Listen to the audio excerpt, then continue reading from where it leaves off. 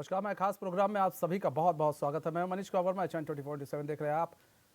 मध्य प्रदेश में 71 सीटों पर कांग्रेस आगे है। मध्य प्रदेश में 156 सीटों पर बीजेपी आगे। छत्तीसगढ़ में 42 सीटों पर कांग्रेस आगे। छत्तीसगढ़ में 47 सीटों पर भाजपा आगे है। राजस्थान में 110 सीटों पर बीजेपी आगे। राजस्थान में 68 सीटों पर कांग्रेस आगे। तेलंगाना में 67 सीटों पर कांग्रेस आगे। तेलंगाना में 37 सीटों पर बीआरएस आगे। तेलंगाना में 9 विधानसभा सीटों पर बीजेपी आगे है।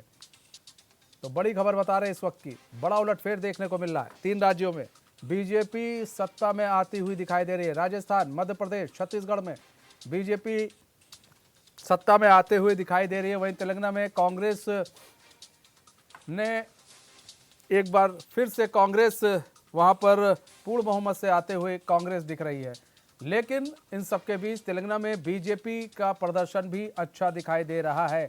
कहा जा रहा है 7 से 10 सीटों के बीच बीजेपी वहां पर पा सकती है। जहां एक सीट थी वहां पर बीजेपी का जो कुनबा है वो तेलंगाना में बढ़ रहा है। वहीं छत्तीसगढ़ में कांग्रेस का कुनबा घटा है, राजस्थान में भी घटा है, मध्य प्रदेश में भी घटा है और भारी मतों से बीजेपी आगे चल रही है। अभी फिलहाल की जो अपडेट सामने आ रही है,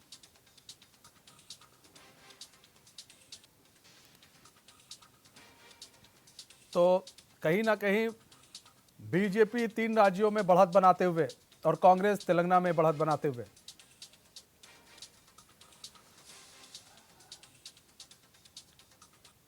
छत्तीसगढ़ के पूर्व मुख्यमंत्री रमन सिंह ने आ रहे रुझानों को लेकर कहा कि जनता ने प्रधानमंत्री मोदी की गारंटी पर भरोसा किया, भूपेश बघेल की बातों पर भरोसा नहीं किया।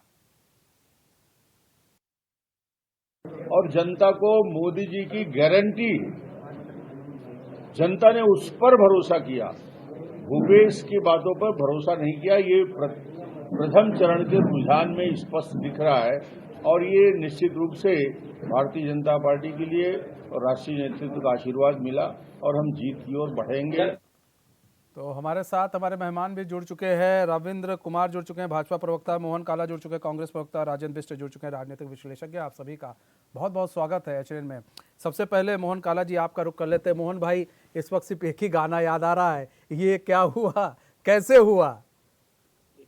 लोकतंत्र में जनता जनार्दन होती है, जनता जनार्दन का फैसला जो है वो मान्य होता है। ये जनता का फैसला है। ठीक उसी तरीके से जैसे कर्नाटक में जनता ने अपना फैसला सुनाया था, वहाँ पर भी चेहरा था देश के प्रधानमंत्री जी। ठीक उसी तरीके से जिस तरीके से हिमाचल की जनता ने जो है फैसला दिया था, वहाँ पर भी चेहरा थे प्रधानमंत्री जी।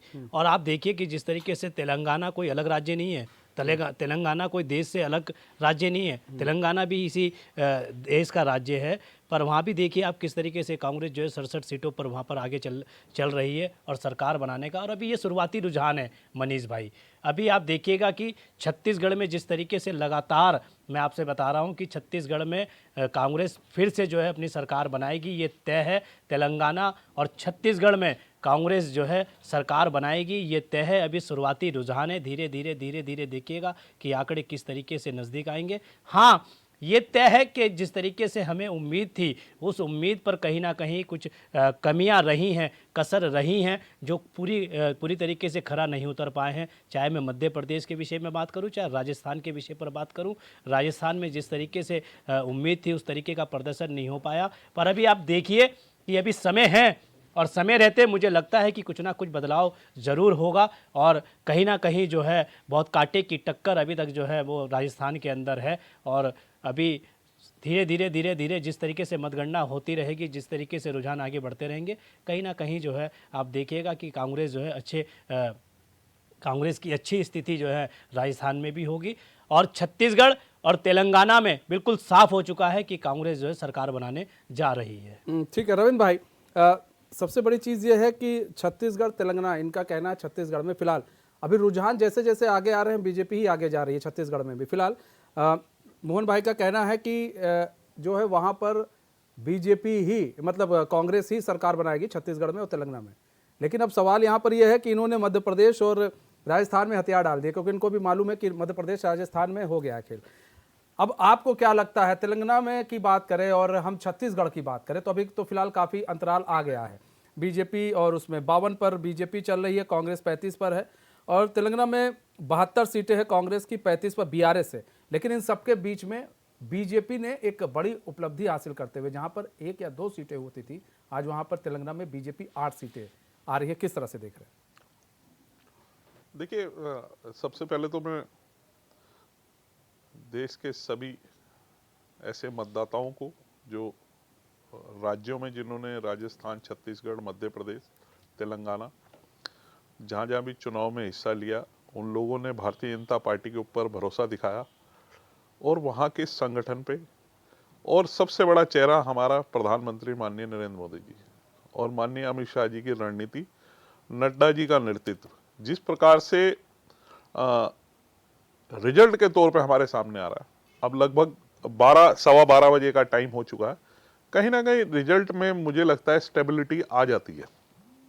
जो इतने सारे राउंड जब आगे आ जाते हैं तो स्टेबल होने लगते हैं, और अंतर इतना बड़ा है। अगर आप देखेंगे राज्य दर राज्य, तेलंगाना को अगर छोड़ दें हम, तो अंतर बहुत बड़ा है। लगभग 155-60 के बीच में हम ट्रेंड कर रहे हैं मध्य प्रदेश में, लगभग 52 से 55 के बीच में हम ट्रेंड कर रहे हैं छत्तीसगढ़ में, और 109-10 के आसपास हम ट्रेंड कर रहे हैं राजस्थान में। तो मुझे नहीं लगता कि अब इसमें कोई ज़्यादा फेरबदल हो सकती है या नहीं हो सकती है। लेकिन हाँ, ये जरूर है कि जनता ने इस बार जो अपना मैंडेट देके ये तो साबित कर दिया कि जिस प्रकार से हिंदुओं के अंदर विभाजन को लेके, जाति व्यवस्था हो या सनातन को गाली देना हो, ये जनता ने जवाब दे दिया कि ये राजनीति इस देश में चलने वाली नहीं है। ये अंग्रेजों की जो नीति थी कभी चलती थी, लेकिन अब जनता समझती है, जनता सिर्फ विकास पे और विकास पूरे करने वाले नेतृत्व पे ही भरोसा करती है, और ये भारतीय जनता पार्टी से बेहतर कोई नहीं हो सकता। छत्तीसगढ़ में जिस प्रकार से करप्शन, राजस्थान में जिस प्रकार से करप्शन प्लस महिलाओं के साथ उत्पीड़न, उसको कहीं ना कहीं जवाब है। देखिए, लगातार मध्य प्रदेश को लेके एक बात कहती जाती थी कि मध्य प्रदेश में अब बहुत बड़ा नैरेटिव है, एंटी इनकम्बेंसी है, भाजपा के खिलाफ है। तो इतना जबरदस्त जवाब, लगभग हम छठी बार सरकार बनाने जा रहे हैं। हम छठी या सातवीं बार है, छठी बार है, छठी बार हम सरकार बनाने जा रहे हैं। तो आप इससे लगा सकते हैं कि लोगों का भरोसा किस प्रकार से जीता जाता है नेतृत्व का। जब हम पूरे लगातार वादे करते हैं, हम अपने, मैं ये कहूं कि जनता ये समझ जाती है कि अगर कोई हमारे काम जो कर सकता है वो कौन सा नेतृत्व कर सकता है। आप किसी को कितना बरगला लें, कितनी व्यवस्थाओं से बरगला लें, कोई इस तरीके के गाली गलौज कर लें, प्रधानमंत्री को लेके जिस प्रकार से अपशब्दों का इस्तेमाल किया गया, सनातन को जिस प्रकार से गाली दी गई, जिस प्रकार से जातीय व्यवस्था को लेके लगातार जो है बांटने की कोशिश की गई हिंदुओं को, तो ये सभी मुद्दे जो है पूरे तरीके से एक सिरे से नकार के जनता ने उखाड़ के फेंक दिए। जनता सिर्फ विकास, विकास और विकास को ही जिताया है, और यही कारण है कि आज माननीय प्रधानमंत्री के नेतृत्व में और स्थानीय मुद्दों पे, स्थानीय नेताओं पे उन्होंने जिस प्रकार से विश्वास दिखाया, ये कहीं ना कहीं जनता की जीत है। राजेंद्र बिष्ट जी, यहाँ पर देखिए, अभी यहाँ पर हम जिक्र कर रहे थे, अभी मोहन भाई ने कहा कि हमने कर्नाटक जीता, इन्होंने कहा हमने हिमाचल जीता। जो कर्नाटक बीजेपी जब हारी, तो बीजेपी ने इस पर बड़ा मंथन किया कि आखिर हमें हार क्यों मिला, वहाँ पर हार का सामना क्यों करना पड़ा। और बीजेपी ने ये पाया कि वहाँ पर जो है राष्ट्रीय मुद्दे नहीं चले, वहाँ पर जो है स्थानीय मुद्दे चले। और इसी का फायदा उठाते हुए इस बार के जब हमने देखे 5 राज्यों में जब चुनाव हो रहे थे, बीजेपी ने राष्ट्रीय मुद्दे नहीं उठाए। बीजेपी ने क्या उठाया? बीजेपी ने स्थानीय मुद्दों को ज्यादा जोड़ दिया, और वजह यह रही कि आज की डेट में बीजेपी वहां पर आगे है। राजेंद्र बिष्ट जी, आपको आवाज आ रही है?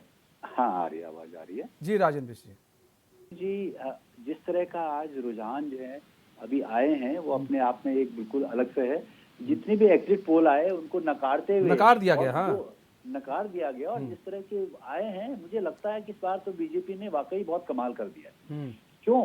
बीजेपी, अगर आप ये देखें कि जहां तक हम अगर हर एक प्रदेश की बात कर रहे हैं, मध्य प्रदेश की बात कर रहे हैं, 18 साल की जो सरकार है और सरकार में इतना बड़ा जो है एंटी इनकम्बेंसी फैक्टर था, और ये सोच रहे थे कि जिस तरह से मोदी जी ने जो है केंद्रीय नेतृत्व को और केंद्रीय मंत्रियों को उतार दिया वहां पे और उनको जो है सीटें दी गई, तो मुझे ये लग रहा था कहीं ना कहीं कि मध्य प्रदेश में जो है बहुत सारी एंटी इनकम्बेंसी फैक्टर है और यहाँ पे इनको बहुत मशक्कत करनी पड़ेगी। लेकिन जिस तरह से बीजेपी उसके बीच में उभर के आई है, वाकई ये अपने आप में बहुत बड़ा उदाहरण है। एक बहुत अच्छा सा जैसे कहते तालमेल और एक रणनीति जिस तरह से बीजेपी ने बनाई है मध्य प्रदेश में, ये बहुत काबिल तारीफ है। जहां तक हम बात करते हैं राजस्थान की, राजस्थान में थोड़ा सा अलग तरह का जो है हमें एनालिसिस दिखता है। अगर आप ये देखें, करीबन 199 जितनी भी सीटें हैं उसमें से करीबन बीजेपी 111 पे आगे है, कांग्रेस 71 पे है, और बाकी अगर आप ये देखें कि अन्य जो आ रहे हैं करीबन 16-17 लोग अन्य हैं।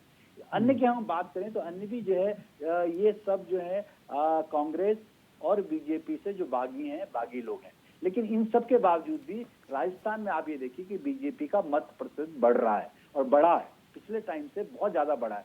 तो अपने आप में एक अलग तरह की जो बात है कि जिस तरह राजस्थान में लग रहा था कि हर बार यहाँ पे रीति एक बार एक पार्टी आती है, एक बार एक पार्टी आती है, लेकिन जिस तरह से इन्होंने वापस कम बैक किया है बागी विधायक होने के बावजूद, ये अपने आप में बहुत बड़ी बात है। रही बात छत्तीसगढ़ की, छत्तीसगढ़ में जिस तरह की जो भी एग्जिट पोल आ रहे थे, और ज्यादातर 90% एग्जिट पोल में ये था कि कांग्रेस अपने आप में जो आगे आएगी और भूपेश बघेल का जो काम है वो बिल्कुल वहां पे जो है इसको आगे ले जाएगा, और बीजेपी को जो है यहाँ पे लगता नहीं कि सत्ता मिलेगी। लेकिन इन सब चीजों को नकारते हुए आप ये समझिए छत्तीसगढ़ में 90 में से 57 सीटों पे बीजेपी आगे चल रही है, कांग्रेस 31 पे और अन्य 2 हैं। अब अगर आप ये तीनों स्टेट की बात करें तो इसमें से जो पर्टिकुलर है, आप ये देखें, हम 2 स्टेट की बात करें, कंपेरिजन करें मध्य प्रदेश और छत्तीसगढ़ की, उन दोनों में जो है अगर आप ये देखिए कि अन्य के खातों में सिर्फ 2-2 सीटें के रुझान की वजह से आगे चल रहे हैं। इसका मतलब ये कि मध्य प्रदेश और छत्तीसगढ़ में जो मुख्य मुकाबला है वो बीजेपी कांग्रेस के बीच में, जबकि राजस्थान में अगर आप ये देखें कि बीजेपी के 110 और 73 करीबन जो है कांग्रेस के हैं, और बाकी जो है 16 या 17 जो लोग हैं वो जो है अन्य से हैं। तो यहाँ पे जो है थोड़ा सा त्रिकोणीय जो है हिसाब से है, लेकिन फिर भी आप ये देखो तीनों स्टेट में बीजेपी अपने आप को एक तरह से इस तरह की जो इंजीनियरिंग करी है उन्होंने कि वो क्लियर कट जो है आगे निकलते आ रही है। यहाँ रही बात तेलंगाना की, जो चौथा जो राज्य है, तेलंगाना का जो राज्य है उसमें अगर आप ये देखें 119 सीटों में जो है किसी तरीके से जिस तरह से तेलंगाना में कांग्रेस करीबन 65 सीटों में आगे है और बीआरएस 42 सीटों में, बीजेपी 9 सीटों में है। इसका मतलब ये सीधे सीधे ये लगता है कि बीजेपी भी तेलंगाना में अपना कहीं ना कहीं एक वर्चस्व काम करने रहा और वो अपनी बढ़त बढ़ाई है। लेकिन एआईएम की बात करें जो सिर्फ 3 सीटों पे सिमट गई है और कांग्रेस आगे निकल गई। तो इसका मुझे जो लगता है कि आने वाले टाइम पे जो तेलंगाना में है, तेलंगाना में एंटी इनकम्बेंसी फैक्टर था बीआरएस के साथ और राजेश्वर राव के साथ, और अगर आप ये देखें कि कांग्रेस ने उसका जो फायदा उठाया और किसी तरीके से अपने आगे बढ़ते हुए एक क्लियर कट मेजोरिटी में जो है सरकार बनाने जा रही है। तो मुझे लगता है कि ये चारों राज्य जो है अपने आप में एक बिल्कुल आने वाली जो है सेमीफाइनल दिखा रही है 2024 का। इससे हमें पता लग रहा है कि बीजेपी किस तरह से हिंदी जो गवर्न जो स्टेट है उसमें जो है काम करेगी और आने वाले 2024 की जो है तस्वीर धीरे धीरे करके क्लियर हो रही है। अच्छा मोहन भाई, देखिए यहाँ पर देखिए मध्य प्रदेश की बात करें तो मध्य प्रदेश में जिस तरह से सपा से आप लोगों की गठजोड़ टूटा और कमलनाथ ने जिस तरह से कहा, कई बार कहा कौन अखिलेश यादव, फिर अखिलेश यादव ने पूरा एक कैंपेनिंग चला दिया आपके खिलाफ। वहाँ पर जिस तरह दिखनी चाहिए आप लोग की एक इंडी गठबंधन का दिख जाना चाहिए वहाँ पर कि हाँ चलिए भैया हम लोग गठबंधन में हैं, वो नहीं दिखा। और मध्य प्रदेश में उसका असर देखने को भी मिला, जहाँ जहाँ आपके लोग थे वहाँ पर सपा ने अपने प्रत्याशी उतार दिए, जिससे जो वोट है वोट बटे हैं, वोट कट गए। और ये आप लोग के लिए एक सबसे बड़ा जो है हार का फैक्टर बन रहा है मध्य प्रदेश में। ऐसा कहा जा रहा है कि अगर यही चीज़ अगर आप लोग सही तरीके से करते और सही तरीके से चीज़ों को मैनेज कर लिया गया होता मध्य प्रदेश में, तो शायद तस्वीर कुछ और हो सकती थी। देखिए लगातार जो है जैसा कि आपने कहा वहाँ पर मध्य प्रदेश में जिस तरीके से सपा का है और सपा इंडिया का गठबंधन है और गठबंधन में रहकर कहीं ना कहीं कुछ कमियां रही हैं, ये निश्चित तौर पर मैं आपके चैनल के माध्यम से कहना चाहता हूं। उन सब कमियों पर जो है मंथन होगा, चिंतन होगा। अभी 6 तारीख को जो है इंडिया गठबंधन की बैठक है, उस बैठक में जो निर्णय लिए जाएंगे उनमें इन सब चीज़ों के मद्देनज़र जो मध्य प्रदेश है का रिजल्ट है या आगामी लोकसभा चुनाव को देखते हुए जो फैसले लिए जाएंगे, मैं समझता हूं कि वो बेहतर तरीके से उस पर निर्णय होंगे। 6 तारीख की कैबिनेट की जो 6 तारीख को जो बैठक है इंडिया गठबंधन की, उस पर इन सब चीज़ों पर जो है मंथन होगा और कहीं ना कहीं जो इंडिया गठबंधन में जो दल हैं उन दलों के साथ बैठकर मैं समझता हूं कि मजबूत तरीके से स्थिति जो है बनेगी। पर जिस तरीके से मनीष भाई अभी आपने कहा कि स्थानीय मुद्दों पर जो है चुनाव लड़ा गया, मैं आपके चैनल पर बैठकर ये कहना चाहता हूँ। सुनिए मनीष भाई, हम आते एक मिनट। हमारे साथ राज्यसभा सांसद जुड़ चुके हैं, नरेश बंसल जी हैं बीजेपी के। नरेश बंसल जी, स्वागत है चैनल में आपका। नरेश बंसल जी, सबसे बड़ा सवाल कि 3 राज्यों में तो अभी फिलहाल बीजेपी आती हुई दिख रही है नरेश बंसल जी, और तेलंगाना में भी आपका प्रदर्शन अच्छा जा रहा है। छत्तीसगढ़ में जहां ये कहा जा रहा था कि भाई कांग्रेस आ सकती है छत्तीसगढ़ में, लेकिन बड़ा उलटफेर हो गया है बंसल जी, वहां पर भी बीजेपी आगे चल रही है।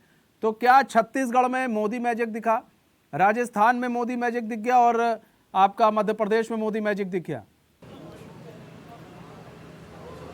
नहीं, आजकल आप इसको अगर ठीक से देखेंगे तो पूरे विश्व के अंदर मोदी मैजिक दिखाई दे रहा है जी। पूरे विश्व की घटनाओं में मोदी मैजिक दिखाई दे रहा है, उनके सॉल्यूशन में मोदी मैजिक दिखाई दे रहा है। और प्रदेश देश के अंदर तो सब जगह मोदी गारंटी काम कर रही है। लोगों का विश्वास है कि जिस ढंग से 10 साल में मोदी जी ने योजनाओं को नीचे तक के उतारा है और आम व्यक्ति, अंतिम व्यक्ति तक लाभ पहुंचाने का सारी योजनाओं का काम हुआ है, उससे लोगों का विश्वास मोदी जी और भारतीय जनता पार्टी में बढ़ा है और मोदी मैजिक सब जगह काम किया है। क्योंकि हमने देखा कि छत्तीसगढ़ हो, राजस्थान हो, और हम बात कर लें आपका मध्य प्रदेश में, तो वहां पर सिर्फ मोदी ने अपने चेहरे पर चुनाव लड़ा है।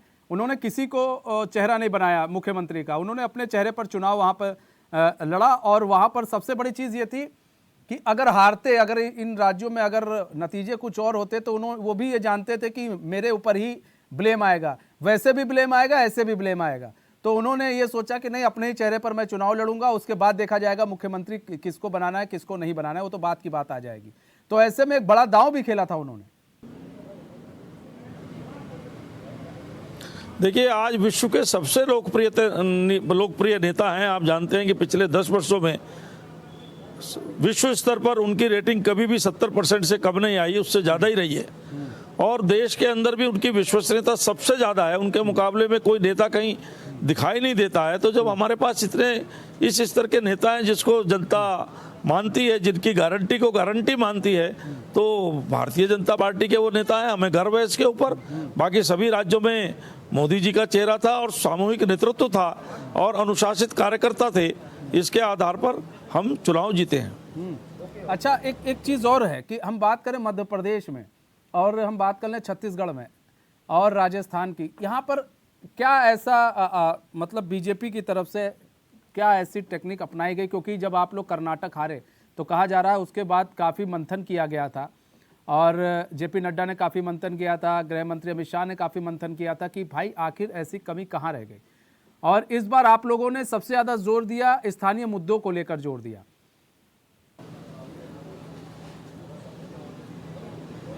स्थानीय मुद्दे और बूथ मैनेजमेंट का जो माइक्रो मैनेजमेंट है, भारतीय जनता पार्टी, मैंने बताया कि सेवा और संपर्क के माध्यम पर आज विश्व की सबसे बड़ी पार्टी बनी है।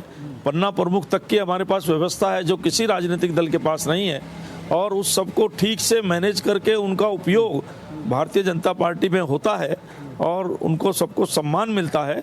इसके कारण से भारतीय जनता पार्टी निरंतर अपनी जड़ें फैलाती और मजबूत करती जा रही है, जिससे जनता की सेवा करने का अवसर प्राप्त हो रहा है। अच्छा, एक चीज़ और भी है नरेश बंसल जी, ये देखा जाए कि मध्य प्रदेश की बात करें तो मध्य प्रदेश में जिस इंडी गठबंधन में जो रार दिखी मध्य प्रदेश में, और राजस्थान में गहलोत और सचिन पायलट में जिस तरह से रार दिखी, उसका आप लोगों को फायदा मिला? मैं कह रहा हूं हमको फायदा मिलता है जनता की सेवा करने का, जनता से संपर्क करने का, 365 दिन जनता के बीच में रहने का। इन सब चीजों का इनको नुकसान हो सकता है, पर हम उस आधार पर अपनी रणनीति नहीं बनाते। हम अपने ही एजेंडे पर चलते हैं कि हमको जनता की सेवा करनी है और भारत को अगले 25 वर्षों में विश्व का विकसित राष्ट्र बनाना है। अच्छा, क्या नरेश बंसल जी इसे आप क्या देख रहे हैं, सेमीफाइनल के तौर पर देख रहे हैं इसे? आप किसी रूप में देखें, हम तो हर चीज को फाइनल के रूप में देखते हैं। हर चुनाव हमारे लिए चुनौती होता है, हम जीतने के लिए लड़ते हैं और परिणाम हमारे पक्ष में आते हैं तब भी हम उसका विश्लेषण करते हैं, विपक्ष में आते हैं तब भी विश्लेषण करते हैं। और निश्चित रूप से ये सारे चुनाव हमारे कार्यकर्ताओं का, नेतृत्व का और जनता का हमें विश्वास और अधिक बढ़ाने वाले होंगे और 2024 में पहले से ज्यादा सीट लेकर के तीसरी बार नरेंद्र मोदी जी देश के प्रधानमंत्री बनेंगे। अच्छा, छत्तीसगढ़ में बंसल जी क्या फैक्टर दिखा? छत्तीसगढ़, मेन छत्तीसगढ़, क्योंकि कांग्रेस वहां पर एक समय ऐसा लग रहा था कि कांग्रेस फिर से रिपीट करेगी। छत्तीसगढ़ के अंदर कांग्रेस की 5 साल की सरकार का बिल्कुल भ्रष्टाचार से डूबी हुई सरकार रही। महादेव जैसी घटनाएं वहां पर हुई है, गोबर में घोटाला हुआ है।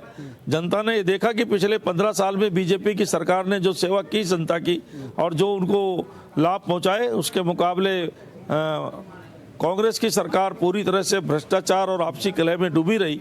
जनता को उससे नाराजगी थी और हमारे कार्यकर्ताओं में पिछली बार हारने की एक टीस भी थी, इसलिए उन्होंने बहुत अधिक समर्पण, त्याग और अनुशासन के साथ काम किया। मोदी जी का नेतृत्व था, उसमें हम जीत लेने में सफल हुए। अच्छा, यहाँ पर बात करें विपक्ष जातीय जनगणना के मुद्दे को लेकर काफी हावी हो गया था कि जातीय जनगणना, लेकिन वो फैक्टर काम नहीं किया। अब अगर हम तीनों राज्यों में बात करें, खासकर छत्तीसगढ़ में बात कर लें, तो वहां पर भी काम नहीं किया, राजस्थान में भी काम नहीं किया और मध्य प्रदेश में भी काम नहीं किया। देखिए, मैं एक ही लाइन में कहूंगा इस बात को, विपक्ष के नेताओं की, विपक्ष की नीति की, विपक्ष की नीयत की क्रेडिबिलिटी जनता में समाप्त हो चुकी है। वो कोई भी मुद्दा लें, उस पर लोग विश्वास नहीं करते हैं और इसलिए उनको कोई समर्थन नहीं मिलता है। हाँ। अच्छा, एक चीज और भी है कि अगर हम बात करें, it is a crisis of credibility. जी जी जी। अच्छा सर, एक चीज और भी है कि हम बात कर लें कि यहाँ पर बार बार ये कहा जा रहा था ST SC वर्ग के जो वोटर थे, OBC वर्ग के वोटर थे, राहुल गांधी ने हर मंच से इस बात को लेकर इस चीज को उठाया, OBC को लेकर उठाया और ST SC वर्ग के बातों को लेकर उठाया। तो क्या इस चीज को सिरे से जनता ने नकार दिया और इस बार जो है SC ST वर्ग के लोग आपसे एक बार फिर से आप पर भरोसा उन्होंने जताया है? नहीं, निश्चित रूप से कांग्रेस की पिछले 60-70 सालों में डिवाइड एंड रूल की पॉलिसी रही। इन्होंने किसी के हित में काम नहीं किया, जातियों में, धर्मों में बांट करके, लड़ा करके। 10 वर्षों से जब से मोदी जी का शासन है, हम सबका साथ, सबका प्रयास इस पर काम कर रहे हैं और इसको जनता का समर्थन मिल रहा है, क्योंकि हमारी योजनाओं का जनता के प्रत्येक वर्ग को लाभ मिल रहा है।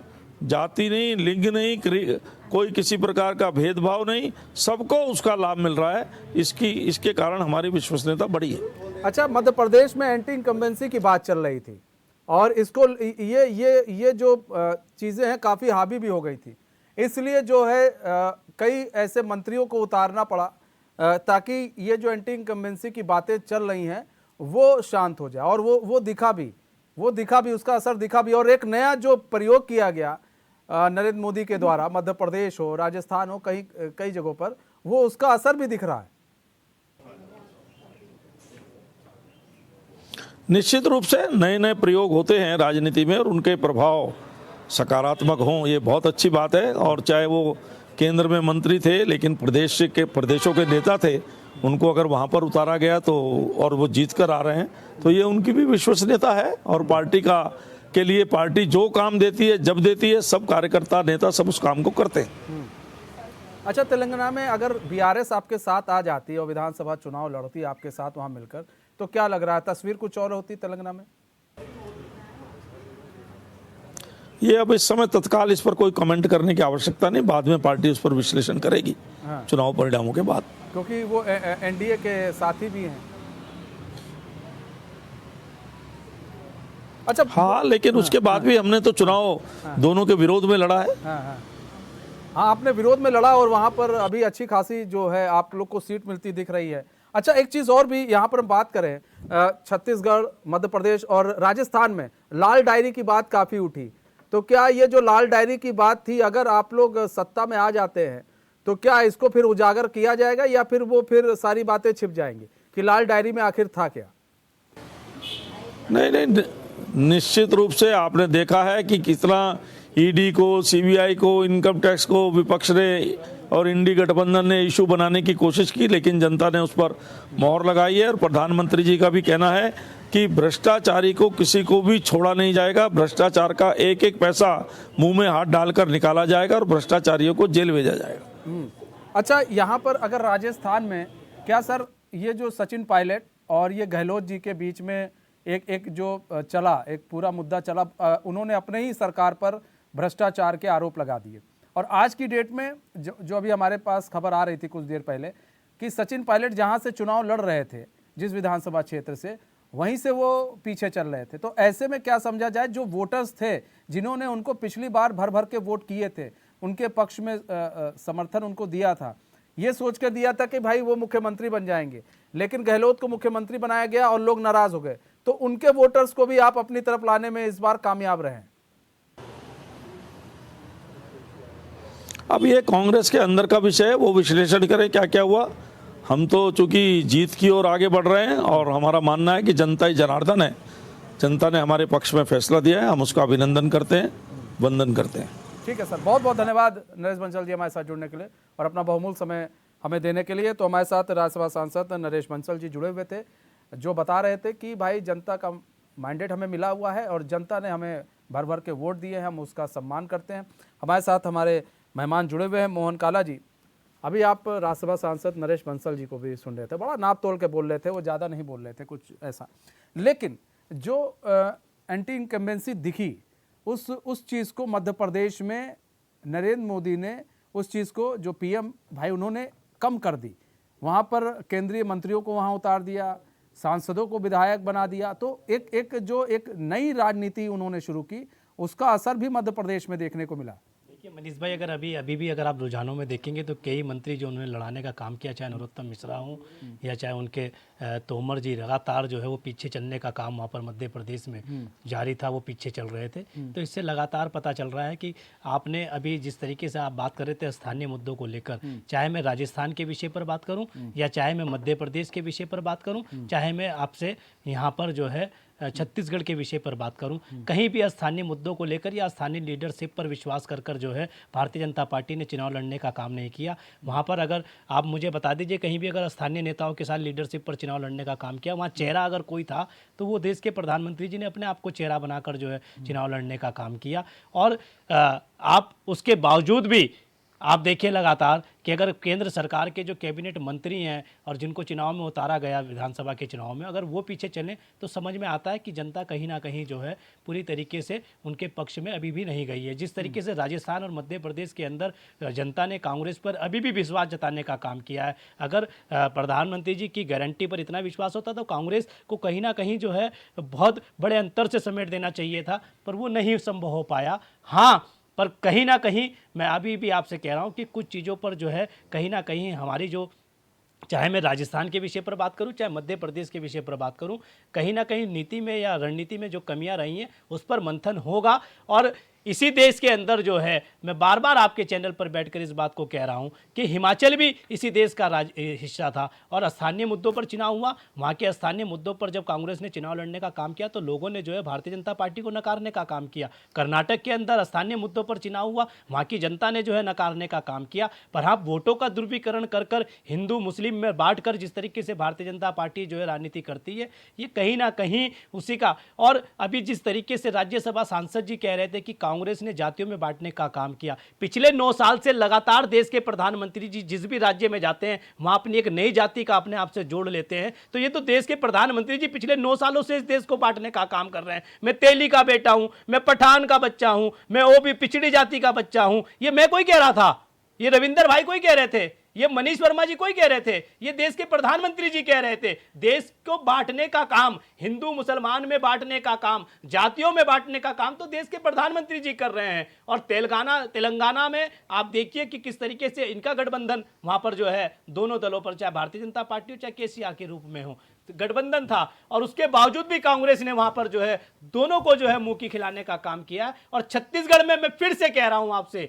कि ये तय है, लास्ट में जाते जाते आप देखिएगा कि छत्तीसगढ़ में भी जो है कांग्रेस सरकार बनाएगी और राजस्थान और मध्य प्रदेश के अंदर एक अच्छे जो है नतीजों के साथ जो है कांग्रेस जो है वहां पर अपनी भूमिका निभा रही है। पर हाँ, यहाँ पर क्या कमियां रहीं, ये चैनल पर मैं आपके कह रहा हूं कि उस पर मंथन होगा, उस पर चिंतन होगा और कहीं ना कहीं जो कमियां रही हैं उन कमियों को पूरा किया जाएगा।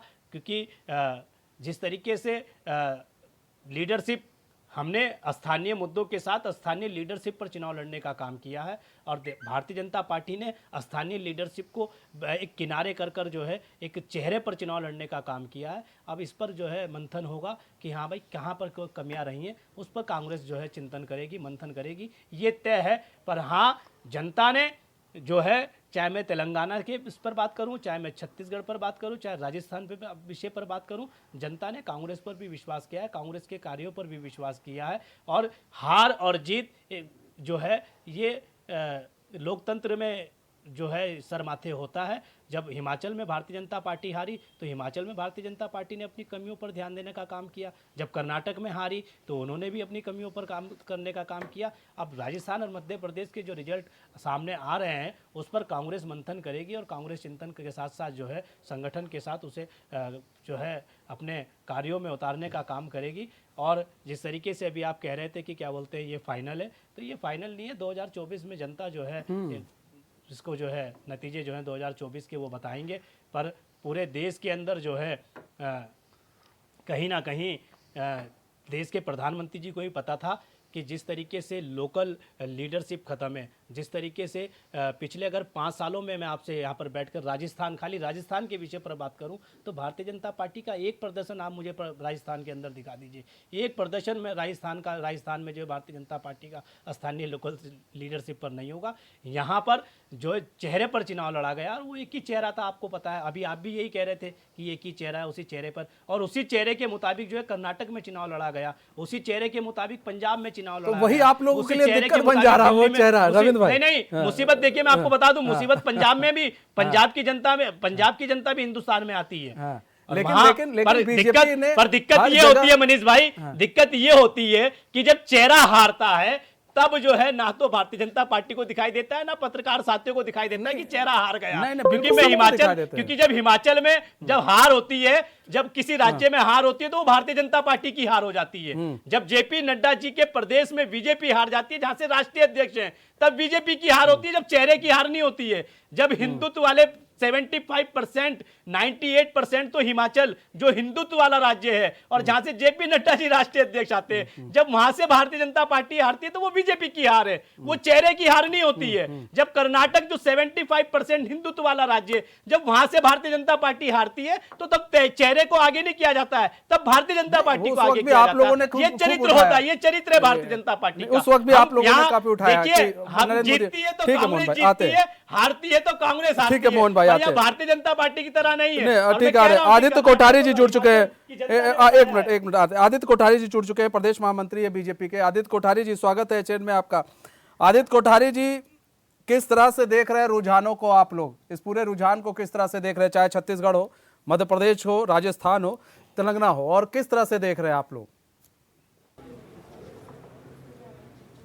सबसे पहले तो मध्य प्रदेश, राजस्थान, छत्तीसगढ़ और तेलंगाना की जनता को मैं धन्यवाद करना चाहता हूं कि उन्होंने भारतीय जनता पार्टी के विकास के मुद्दे पर मुहर लगाई है और तीनों राज्यों में भारी बहुमत के साथ में भारतीय जनता पार्टी सरकार बनाने जा रही है।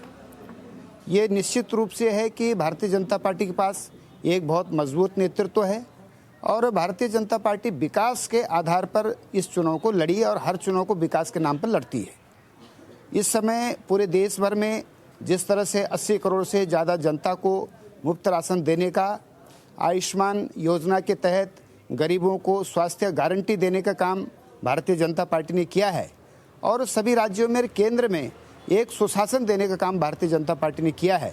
मुझे लगता है कि पूरे देश की जनता इस पर विश्वास करती है और इसी विश्वास के आधार पर आज जो मध्य प्रदेश में हम 160 सीटों के साथ में सरकार बनाने जा रहे हैं और राजस्थान में भी एक भारी बहुमत के साथ में, छत्तीसगढ़ में भी एक भारी बहुमत के साथ में हमको ये बहुमत मिला और हम लोग सरकार बनाने जा रहे हैं। मुझे लगता है कि यही विकास के नाम पर जनता ने मुहर लगाई है, तो ये बहुत बड़ी बात है।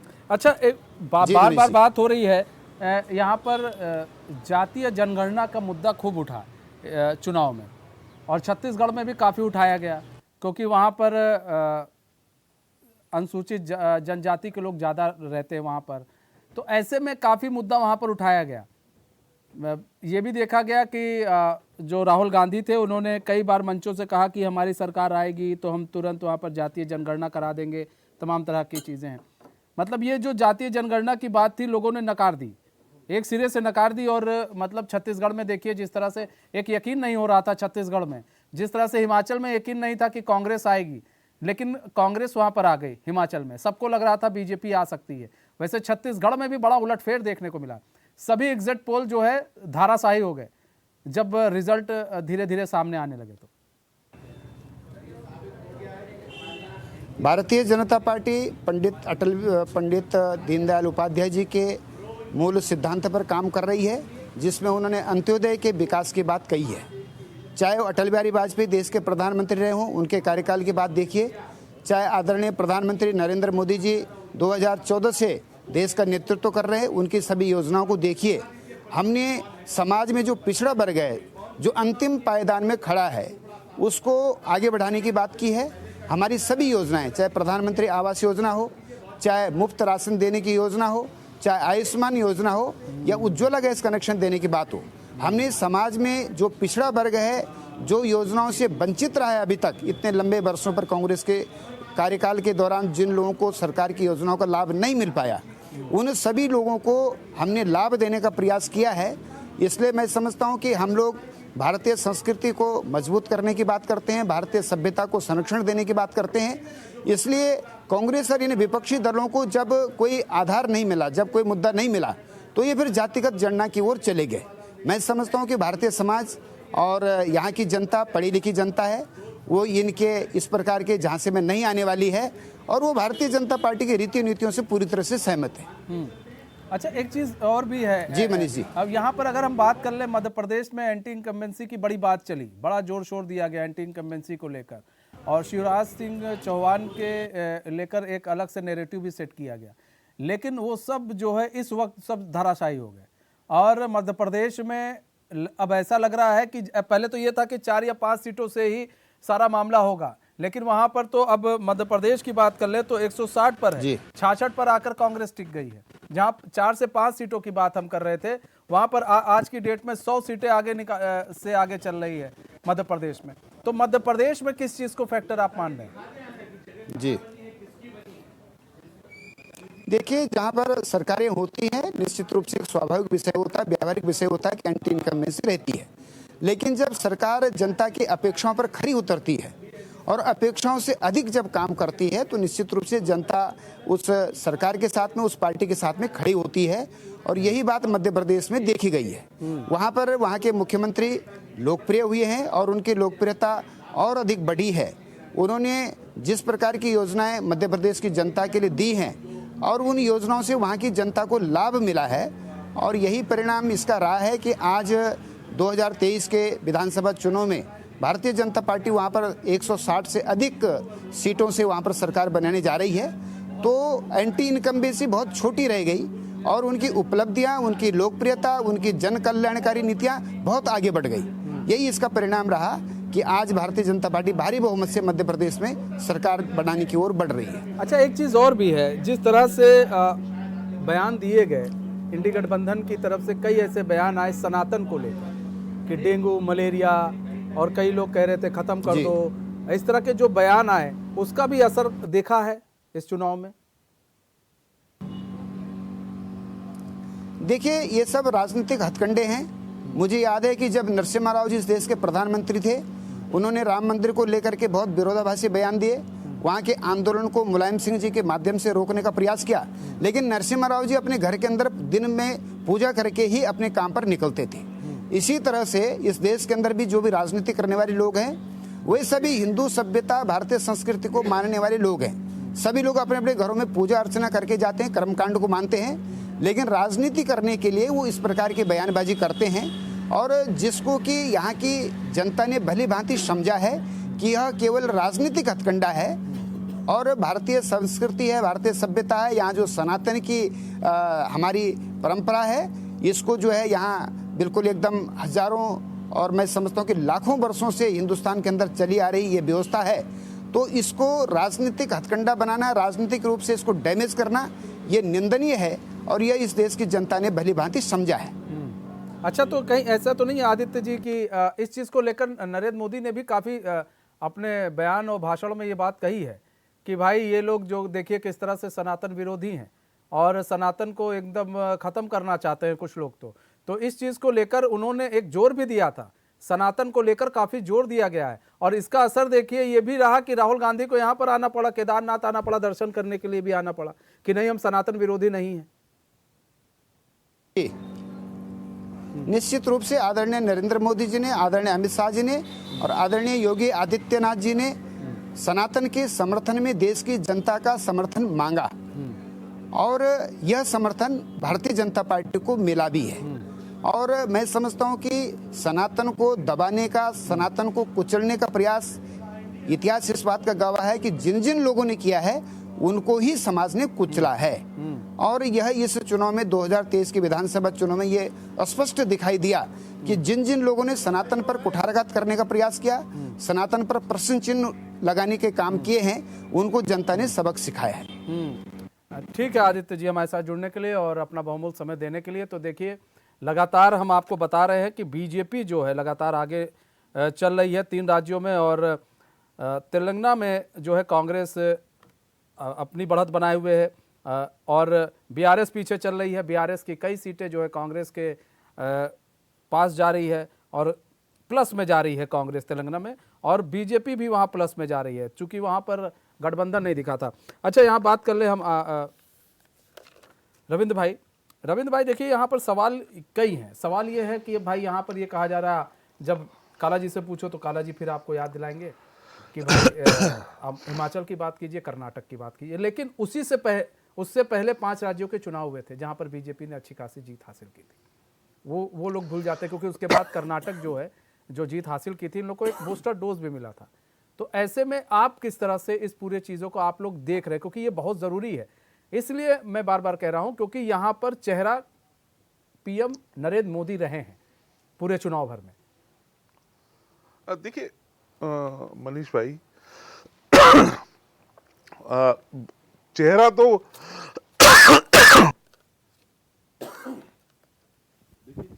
माननीय नरेंद्र मोदी जी, अभी जिस प्रकार से नरेश बंसल जी ने भी कहा, पूरी दुनिया में क्रेडिबिलिटी है इस समय माननीय नरेंद्र मोदी जी की। पूरी दुनिया ये जानती है कि अगर सलूशन कोई है तो वो नरेंद्र मोदी है। इस देश की जनता भी इस बात को भली बात ही समझती है। और दूसरी बात, मैं एक और बात बताऊंगा मनीष भाई, आप किसी भी तरीके से देखेंगे भारतीय जनता पार्टी के संगठन को, तो यहां का प्रत्येक कार्यकर्ता माननीय नरेंद्र मोदी जी से लेके एक बूथ के अध्यक्ष तक प्रत्येक कार्यकर्ता हमेशा फ्रंट फुट पे अपने संगठन को लेके अपना सर्वस्व जो है अपनी ताकत के साथ जो है काम करता है, चाहे वो माननीय नरेंद्र मोदी जी हो, चाहे एक बूथ का पन्ना प्रमुख हो, बूथ अध्यक्ष हो, मंडल अध्यक्ष हो, कोई भी हो। तो उसके परिणाम ये होते हैं, कभी भी हम ये नहीं होते कि हम चेहरे को बचा के, हमारी रणनीति है, माननीय नरेंद्र मोदी जी बिल्कुल फ्रंट फुट पे खेलते हैं। और क्यों ना हो भाई, अगर हम देश के अंदर काम कर रहे हैं, देश के अंदर विकास के गति को लगातार बढ़ा रहे हैं, विकास को महसूस करा रहे हैं, जनता इस विकास को महसूस कर रही है, इसका एक तरीके से कहें तो इसका इस्तेमाल कर रही है, उसे समझ आ रहा है कि हाँ, इस विकास की वजह से मेरे जीवन शैली में, मेरे रोजमर्रा के जीवन में क्या परिवर्तन है। मैं बड़ी नम्रता के साथ इस बात को कहूंगा कि देखिए, हमारे पास है, हम इस्तेमाल कर रहे हैं, आपको किसी ने रोका नहीं।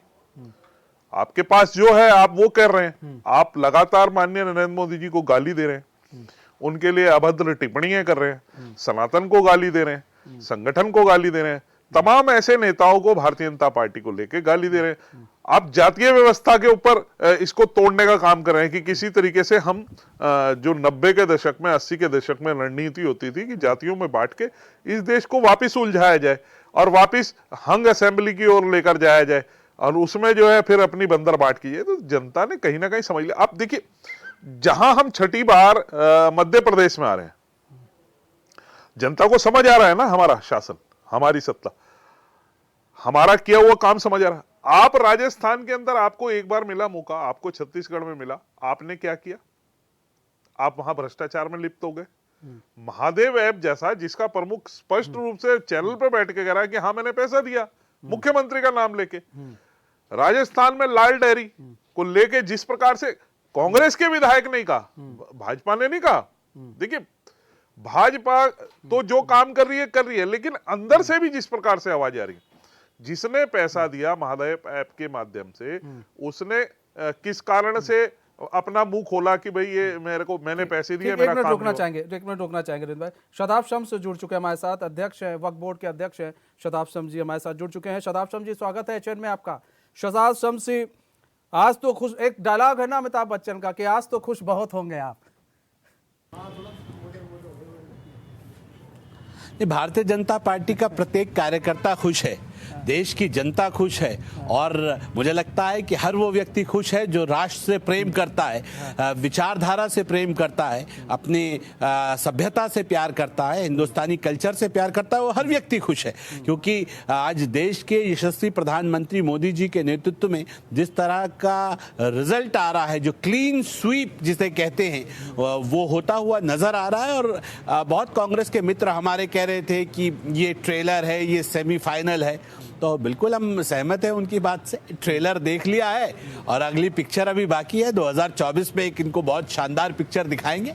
मुझे लगता है कि जिस तरह से मध्य प्रदेश से रिजल्ट्स आ रहे हैं, एक तरफा स्वीप, तो वो बताता है कि मोदी जी की डिक्शनरी में, भारतीय जनता पार्टी की डिक्शनरी में एंटी इनकम्बेंसी शब्द बाहर हो गया है। अब प्रो इनकम्बेंसी चल रहा है। अब तो काम करेंगे और जो योजनाएं हैं, काम के बूते पर हम आगे बढ़ेंगे। अपने काम के बूते पर योजनाओं का लाभ लोगों को मिले, सर्व समाज को लाभ मिले। देश को बांटने वाले लोग नहीं चाहिए, अब देश को जोड़ने वाले लोग चाहिए, जो गरीबों की चिंता करें, जो अंतिम छोर पे बैठे हुए लोग हैं उनको मुख्य धारा में जोड़ने की बात करें, जो देश का मान बढ़ाएं, देश का गौरव बढ़ाएं। ठीक है शदाब जी, आपको रोकना चाहेंगे सर, एक मिनट के लिए रोकना चाहेंगे। बड़ी खबर आ रही है, राजस्थान चुनाव के परिणाम आने शुरू, बीजेपी ने 2 सीटों पर जीत दर्ज कर ली है। तो बड़ी खबर बता रहे हैं, राजस्थान चुनाव के परिणाम आने शुरू हो गए हैं, बीजेपी ने 2 सीटों पर जीत भी दर्ज कर ली है।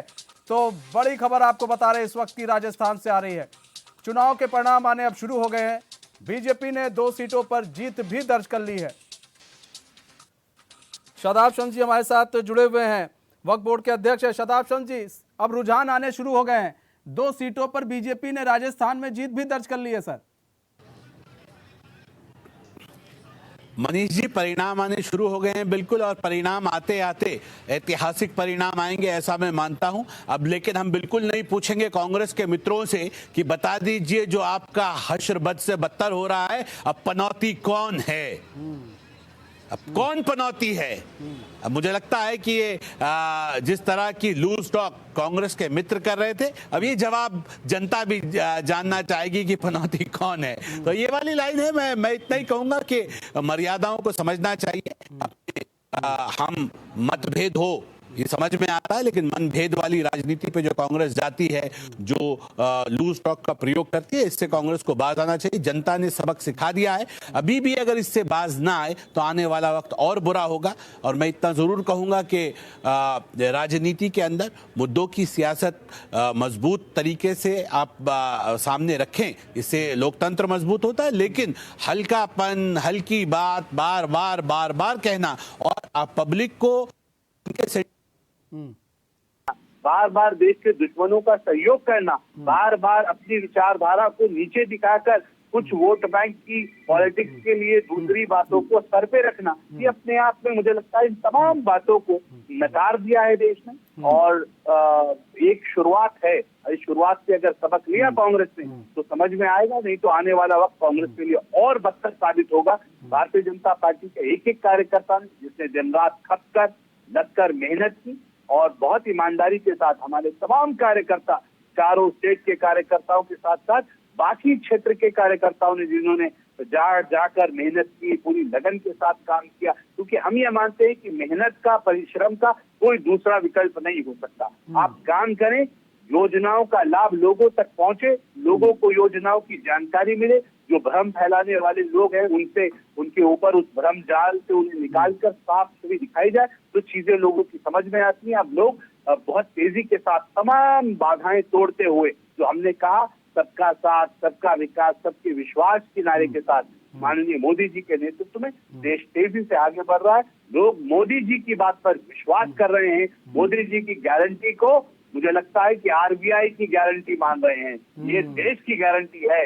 मोदी जी ने कहा है तो अब ये बात सच है, जो मोदी जी ने कमिटमेंट किया है वो एक एक कमिटमेंट को फुलफिल किया जाएगा। और जो लोग बाकी छोटी गारंटी दे रहे थे, उनकी गारंटियों की हवा मुझे लगता है कि इस चुनाव में निकल चुकी है। अब लोगों को गारंटी देते वक्त भी, बातें बनाते वक्त भी सोच समझ के बोलना पड़ेगा, क्योंकि जो बोलने वाले लोग हैं और मोदी जी जो बोलते हैं, इसमें जमीन और आसमान का अंतर होता है। तो तमाम अपने कार्यकर्ता साथियों को बहुत बहुत बधाई देता हूँ, मुबारकबाद पेश करता हूँ कि आने वाले वक्त में भी ये जो मेहनत है, ये कारवां हमारा और तेजी से आगे बढ़ता रहेगा और एक बहुत बड़े मैंडेट के साथ 2024 का चुनाव माननीय मोदी जी के नेतृत्व में भारतीय जनता पार्टी अब जीतने जा रही है। ये बिल्कुल जो धुंध के बादल थे वो साफ हो चुके हैं कि 2024 एक बहुत भारी अंतर से भारतीय जनता पार्टी मोदी जी के नेतृत्व में जीतने जा रही है। ठीक है सर, बहुत बहुत धन्यवाद शताब शर्मा जी हमारे साथ जुड़ने के लिए और अपना बहुमूल्य समय देने के लिए। हमारे साथ राजेंद्र बिष्ट जी जुड़े हुए। राजेंद्र बिष्ट जी,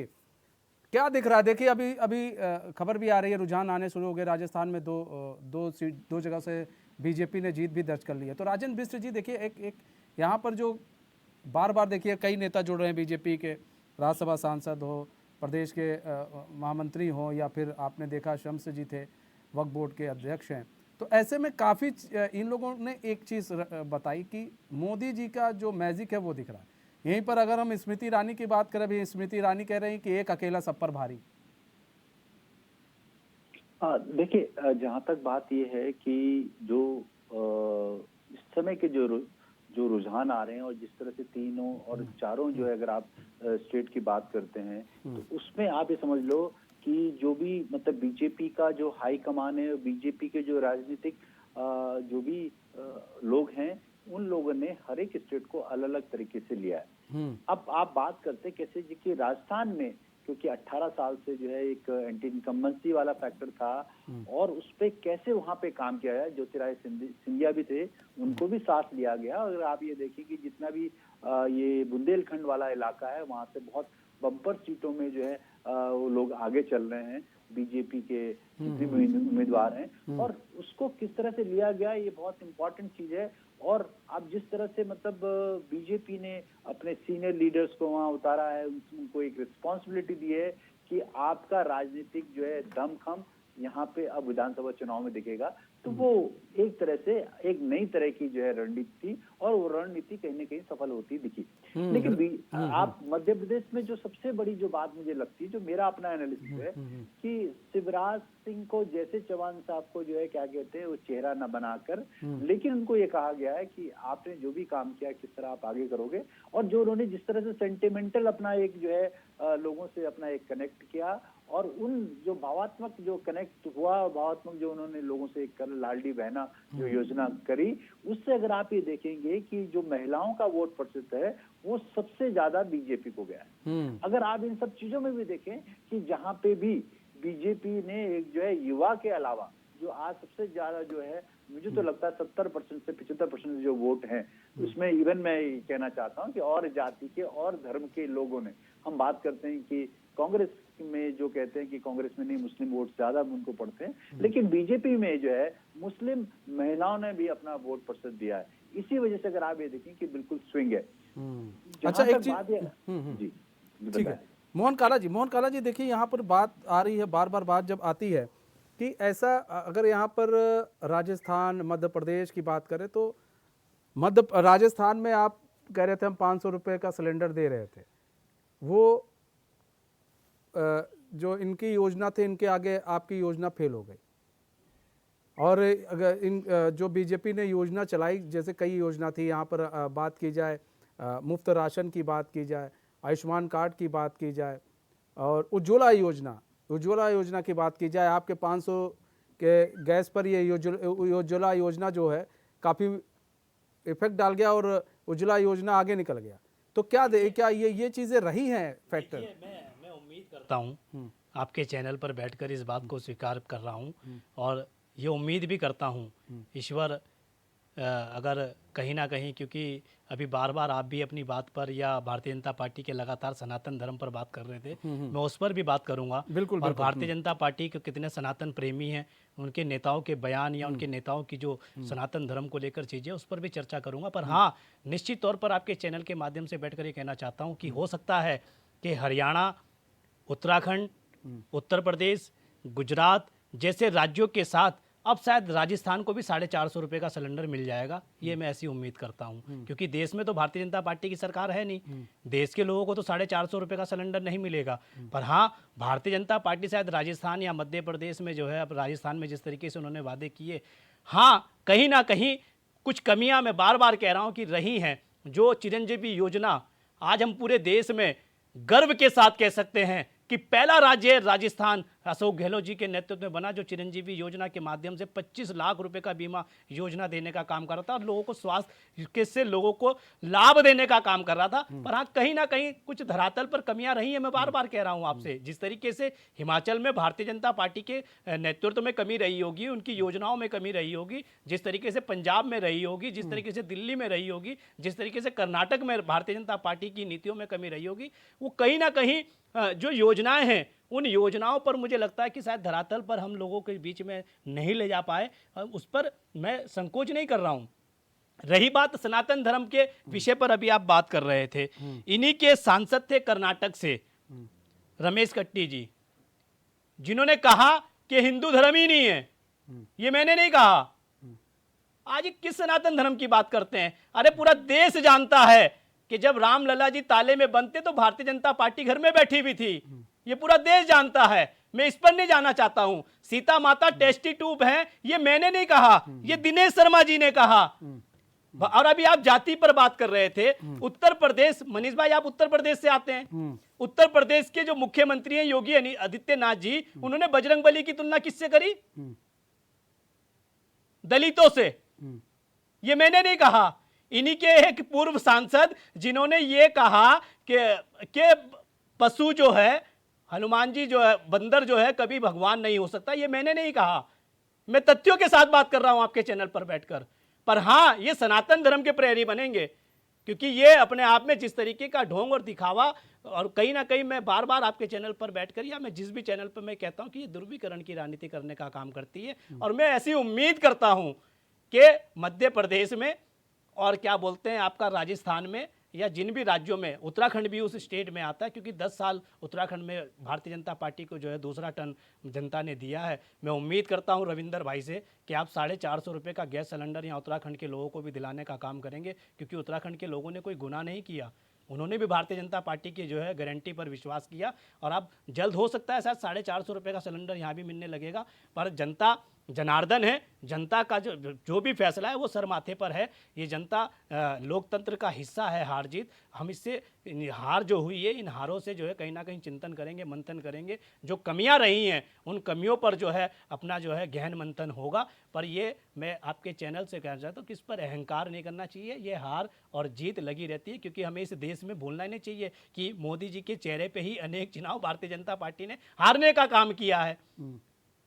अनेक चुनाव हारने का काम किया है। मैं बार बार राज्यों के नाम ले रहा हूं। तो ये, और मैं आपको बता दूं कि 2024 अभी तय करेगा और 2024 में क्योंकि जिस तरीके से राज्य दर राज्य कांग्रेस अपनी योजना जिस नीति के साथ आगे बढ़ने का काम कर रही है, हम कहीं ना कहीं राज्य दर राज्य जिस तरीके से भारतीय जनता पार्टी की जो नाकामियां जो भारतीय जनता पार्टी इस देश का विघटन करने का काम कर रही है उसको जनता के बीच में ले जाने का काम कर रहे हैं। मुझे विश्वास है कि 2024 का जो लोकसभा का चुनाव होगा उसके परिणाम देखने वाले होंगे। नहीं, एक चीज़ और है, तेलंगाना में सीएम योगी ने एक बयान दिया था मुस्लिम आरक्षण को लेकर कि हम मुस्लिम केसीआर कह रहे थे हम मुस्लिम आरक्षण लेकर आएंगे। सीएम योगी ने बयान दिया था मुस्लिम आरक्षण हम ख़त्म कर देंगे, ठीक है। लेकिन उसके बावजूद देखिए इतना बड़ा बयान उन्होंने तेलंगाना में दिया, इस बात को भी समझिएगा, तेलंगाना में दिया, उसके बावजूद वहाँ पर आपकी तरफ से भी कहा गया, मुस्लिम आरक्षण को लेकर आपकी तरफ से भी कहा गया कि हम मुस्लिम आरक्षण के पक्ष में नहीं हैं।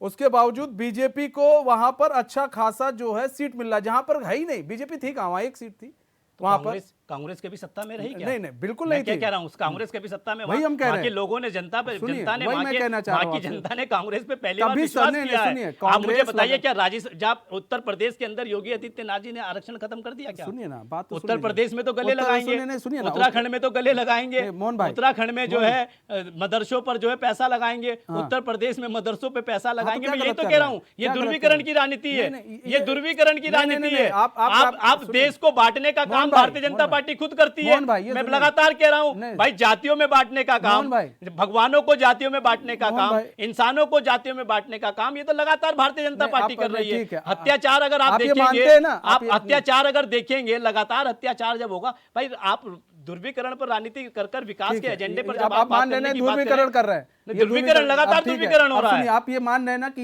ये मतलब मदरसों को, ये लोग मदरसों पर बात कर रहे हैं तो मदरसों को अब अच्छा करने का काम कर रहे हैं, तो यही उत्तराखंड में नहीं, मैं इसलिए कह रहा हूं कि भारतीय जनता पार्टी अब सुन तो लीजिए चुनाव सर। से पूर्व, सुनिए, चुनाव से पूर्व तो हमले करेगी, मोहन भाई, चुनाव से मोहन पूर्व भाई, तो मुसलमानों पर जो है प्रहार करेगी, मोहन भाई, चुनाव सवाल से तो पूर्व सुन जो है, और उसके बाद जब हो मोहन जाए भाई, तो आप ही मोहन की भागवत बात जी कर का रहे बयान सुनिए, मोहन भागवत जी का बयान आपने भी उस पर सुना, भी आ जाए, हमने मोहन भी भाई। सुना हाँ। किस तरीके से मोहन भागवत जी जो है दिल्ली में जाते हैं निजामुद्दीन दरगाह पे, ये आपने भी देखा, ये हमने भी देखा, दुनिया ने देखा है। तो भारतीय जनता पार्टी का चाल चरित्र चेहरा सब उजागर नहीं, जनता ठीक के है, अब सामने मेरी है। बात और मोहन- नहीं, ठीक है। तेलंगाना से लेकर और चाहे सुनिए, हिमाचल से आप- बात करो, आप चाहे इस- राइस सुनिए, अब मोहन भाई, अब सुन तो ले, सवाल ये है कि आप मान रहे हैं ना कि ये लोग अब मदरसे को अच्छा कर रहे हैं, ध्रुवीकरण की राजनीति कर रहे हैं, मान रहे हैं ना? देखिए, ध्रुवीकरण की राजनीति तो लगातार हो रही है नहीं, वोटों अब की, आप मान रहे हैं ना, हम लगातार हो मान रही है रहे हैं, ध्रुवीकरण की। मतलब- अगर योगी अब आदित्यनाथ सुनिए जी ना, जिस दिन यूपी से आरक्षण सुनिए ना, खत्म करें उस सुनिए दिन ना, बात करें। सुनिए, ऐसा है कि अगर मदरसा भी एक शैक्षणिक संस्था है, अरे अगर इसी देहरादून सुनिए के ना, अंदर, उत्तराखंड के अंदर रिपोर्ट आप ही के चैनलों ने चलाई, जिस ठीक है तरीके से कि मदरसों में जो है हिंदू, हाँ, वो सब पर भी आ जा रहे हैं हम।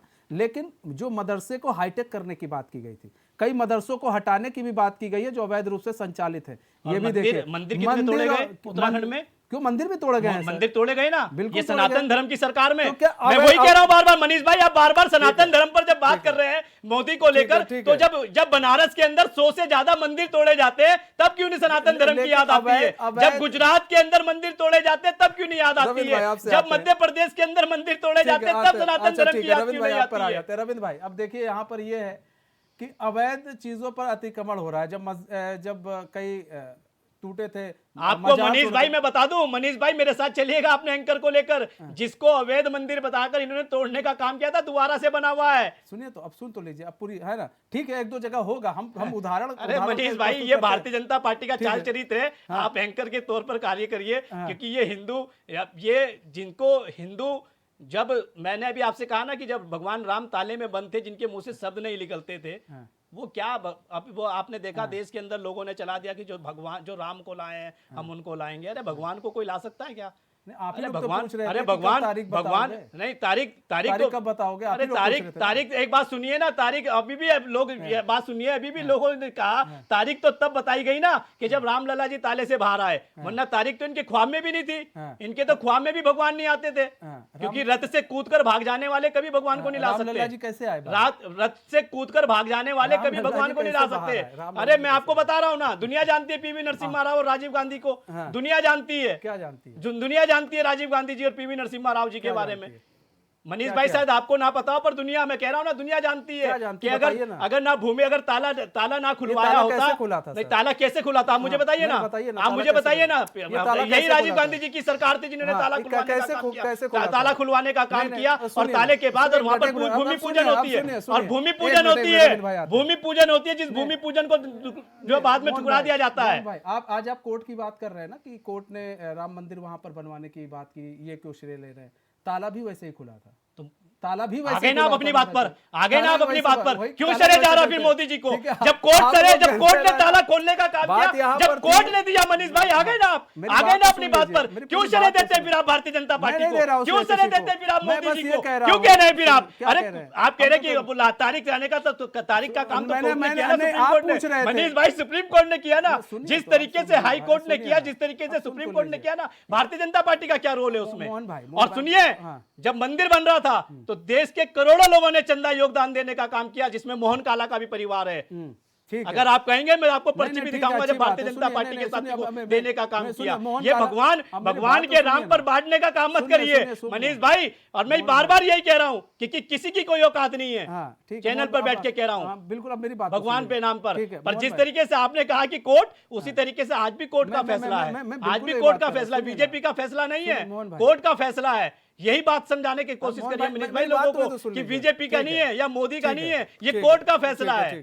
ठीक है, लेकिन मोहन भाई आते बस 10 सेकंड, मोहन भाई आपसे 1 छोटा सा सवाल है।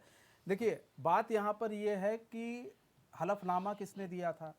कौन कह रहा था राम का अस्तित्व तो नहीं है? ये कौन कह रहा था? हम सीता माता पे सवाल कांग्रेस को खड़े कर रही थी। नहीं, सीता माता पे सवाल खड़े कर रही थी। नहीं, मैं आपको बता रहा हूँ ना, सीता माता पे सवाल खड़े कांग्रेस को ही कर रही थी। भगवान हनुमान जी पर सवाल कांग्रेस को ही खड़े कर रही थी। आपने ही देखिए, आप किसी के बिजनेस को अगर पार्टी से जोड़ के देखेंगे तो भारतीय जनता पार्टी के लोगों ने बात कही थी वो बिजनेस था। मनीष मेरे भाई, मनीष भाई, मैं आपसे कह रहा हूँ ना कि अगर एक बात बोलिए कि ताला भगवान राम के दर्शन कराने वाले आज विरोधी, जिनको आप बता रहे हैं, आप उनको वो विरोधी हो गए, और जो रथ से कूद कर भाग गए थे आज वो जो है वो कह रहे हैं कि वो भगवान राम को लाएंगे। कैसा चरित्र हो गया मनीष भाई, मेरी समझ में नहीं आ रहा। अभी देखिए, मैं आपको बधाई देना चाहता हूं मनीष भाई कि आपने अपने शब्दों में स्वीकार कर लिया कि इसमें सरकार का कोई जो सत्य है वो सत्य है, वो सत्य है, क्योंकि कोर्ट है, और कोर्ट उस दिन जब भी था, कोर्ट आज भी है। रविंद्र भाई जवाब दीजिए। और यही चीज बार बार मैं कह रहा हूं, मोहन भाई ये चीज मात खा रही है, आप लोग बात को समझ नहीं रहे, बार बार आप लोग इस तरह के सवाल उठा रहे हैं। समझ गए होगी जो आपको देख रही होगी, ठीक है, जितने भी लोग आज आपके चैनल को देख रहे होंगे वो समझ गए होंगे पूरी तरीके से। देखिए, सबसे बड़ी बात ये है, और रही बात, देखिए मनीष भाई, सनातन धर्म पर, तो मैंने भारतीय जनता पार्टी के सांसद और नेताओं के नाम बताए हैं आपको। कितने भारतीय जनता पार्टी ने कितने लोगों पर जो है, चाहे दिनेश शर्मा जी हो, चाहे इनके जो कर्नाटक के सांसद रहे हो, चाहे इनके हनुमान जो आपके राजस्थान से थे वो रहे हो, कितने लोगों पर कार्रवाई, जरा उस पर भी बात करें। क्या इन्होंने जो हमारे जो उत्तर प्रदेश से मौर्य जी जो जिनको सपा, ठीक है रविंद्र भाई, ठीक है मोहन भाई, ठीक है रविंद्र भाई, जल्दी से।